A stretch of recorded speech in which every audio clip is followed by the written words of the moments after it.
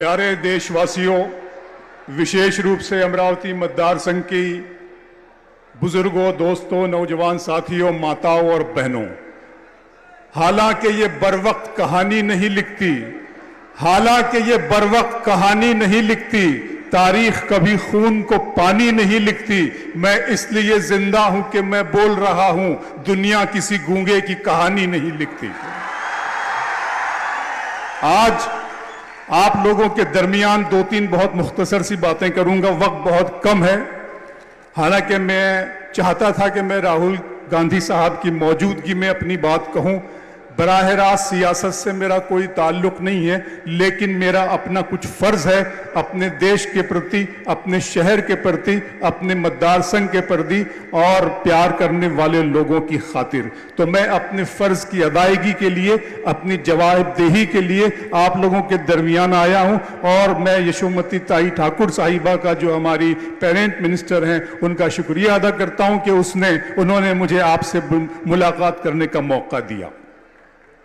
1923 वजाहत मिर्जा साहब यहाँ मौजूद हैं, मुजफ्फर हुसैन साहब यहाँ मौजूद हैं, बबलू भाई देशमुख साहब यहाँ मौजूद हैं। 1923 में जब मौलाना अबुल कलाम आजाद को इंडियन नेशनल कांग्रेस का अध्यक्ष बनाया गया, तो उन्होंने अपने अध्यक्षीय भाषण में एक बात कही थी। उन्होंने कहा था कि अगर आसमान की बदलियों से कोई फरिश्ता इस वक्त जमीन पर उतर आए और वो मुझसे ये कहे कि हिंदुस्तान को इसी लम्हे, इसी पल अभी अंग्रेजों की गुलामी से आजादी मिल सकती है, लेकिन आप अपना भाईचारा छोड़ दें, अपना नेशनल इंटीग्रेशन छोड़ दें, अपनी कौमी यकजहती और राष्ट्रीय एकात्मता छोड़ दें, इस कंडीशन पर हिंदुस्तान को अभी आजादी मिल सकती है, तो मैं ऐसी आजादी लेने से इनकार कर दूंगा। अगर भारत को आजादी मिलने में थोड़ी सी देर हुई तो ये सिर्फ हिंदुस्तान का नुकसान होगा, लेकिन हमारा नेशनल इंटीग्रेशन, हमारी कौमी यकजहती, हमारी राष्ट्रीय एकात्मता जाती रही तो ये आलम इंसानियत का नुकसान होगा। और आज कुछ लोग इसी आलम इंसानियत को नुकसान पहुंचाने की कोशिश कर रहे हैं। मैं आप लोगों के बीच में आया हूं, सिर्फ इसलिए आया हूं कि हमारे उम्मीदवार हैं बलवंत वानखेड़े साहब, इनको आप भारी मतों से जिताइए। मैं एक दो शब्द यहां से बोलूंगा और एक नज्म आपके लिए लाया हूं, वो नज्म जरूर पढ़ के जाऊंगा आपके दरमियान। वो दो नारे ये हैं, यशोमती ताई आप भी इसमें शामिल हो जाइएगा, कि खाओ मिठाई बांटो पेड़े, घर घर बलवंत वानखेड़े।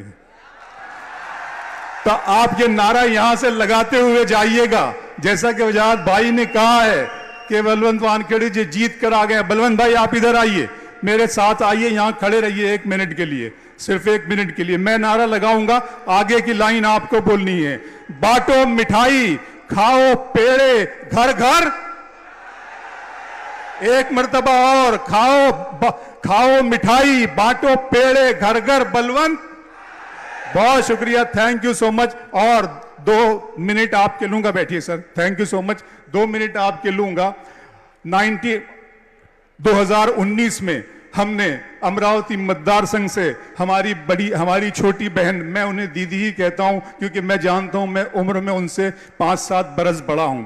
2019 में अमरावती मतदार संघ से हमने हमारी दीदी नौनीत साहिबा को बड़ी मोहब्बत दी।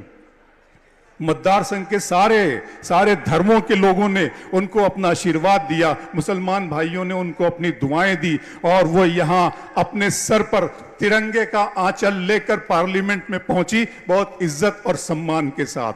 लेकिन वक्त बदला, कुछ अरसा गुजरा, 6 महीने, साल भर, 1.5 साल, 2 साल, जैसा जैसा वक्त बीतता गया, कुछ बुरे लोगों की नजर उन पर पड़ गई, कुछ बुरी संगत में वो पड़ गई और थोड़ा सा वो बिगड़ गई।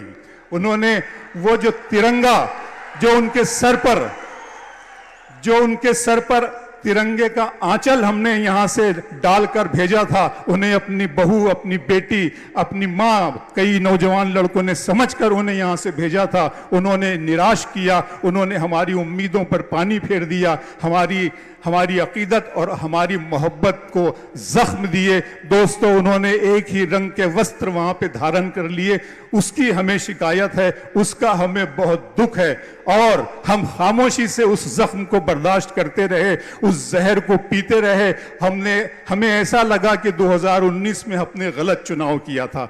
हम सिर्फ इतना चाहते हैं, नवनीत साहिबा, आप मेरी दीदी हैं, मैं महिलाओं का बहुत सम्मान करता हूं, आदर करता हूं और अभी भी आपका आदर हमेशा करता रहूंगा, करता था, करता रहूंगा। अमरावती मतदार संघ के लोगों ने यह निर्णय लिया है, यह फैसला लिया है कि आप वहां जाकर और ज्यादा खराब ना हो जाएं, बुरे लोगों की संगत का असर आपकी सेहत पे और ना पड़े।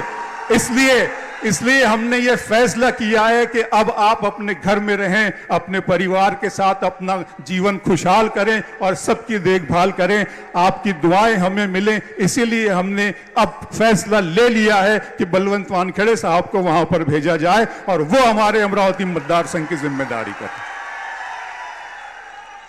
जो जख्म अपने बयानों से, अपनी बातों से, अपने विचारों से, विशेषकर अमरावती मतदार संघ के मुस्लिम समाज को, मेरे भाई को, मुझे जो लगाए हैं, हम उन्हें भूल नहीं सकते। हम सिर्फ खून का घूंट पी कर रह गए थे और किसी मुनासिब मौके की तलाश कर रहे थे। दोस्तों, ये मौका जो हमें संविधान ने दिया है, हक़ राय दही का, वोट का, ये आज हमको मिला है, तो हम कोशिश कर रहे हैं कि हम उन जख्मों को भरने की कोशिश करेंगे। इससे ज्यादा मैं आपके बारे में कुछ नहीं कह सकता। बाकी सारे बातें मेरे कई गणमान्य दोस्तों ने और यारों ने की है। एक नज्म आखिर में पढ़ना चाहता हूं जिसका उन्वान है कुछ लोग। शरीक हो जाइए और एक मर्तबा यशोमती ताई ठाकुर जिन्होंने इस भव्य सभा का आयोजन किया है, उनके लिए तालियां बजाइएगा। कांग्रेस पार्टी और राहुल गांधी जी के लिए और बलवंत वानखेड़े के लिए तालियां बजाइएगा और मेरी इस नज्म के एक एक मिसरे में शरीक हो जाइएगा। नज्म का उन्वान है कुछ लोग। वतन मेरा जमाने में निराली शान वाला है, वतन मेरा जमाने में निराली शान वाला है, बड़ी इज्जत है इसकी ये बड़े सम्मान वाला है। ये तहजीब व तमद्दुन प्यार की तारीख रखता है, मोहब्बत की वफा इसार की तारीख रखता है। यहाँ पर राम और रहमान दोनों साथ रहते हैं, यहाँ के लोग मेहमा को खुदा का रूप कहते हैं। यहाँ के मौसमों में प्यार की उल्फत की खुशबू है। यहाँ हिंदी है माँ का नाम तो बेटी का उर्दू है। यही गंगा भी बहती है, यही जमुना भी बहती है, यही झांसी की रानी भी, यही मुमताज रहती है, यही झांसी की रानी भी, यही मुमताज रहती है। यहाँ पर ईद दिवाली सभी मिलकर मनाते हैं। यहाँ सूरज के आगे लोग अपना सर झुकाते हैं, दिया पानी पे जलता है, समंदर पूजे जाते हैं। अकीदत का वो आलम है कि पत्थर पूजे जाते हैं। दिया पानी पे जलता है, समंदर पूजे जाते हैं। अकीदत का वो आलम है कि पत्थर पूजे जाते हैं। वतन मेरा ये मुल्क अमन शांति का इस्तियारा है। यहाँ मंदिर, यहाँ मस्जिद, यहीं पे गुरुद्वारा है।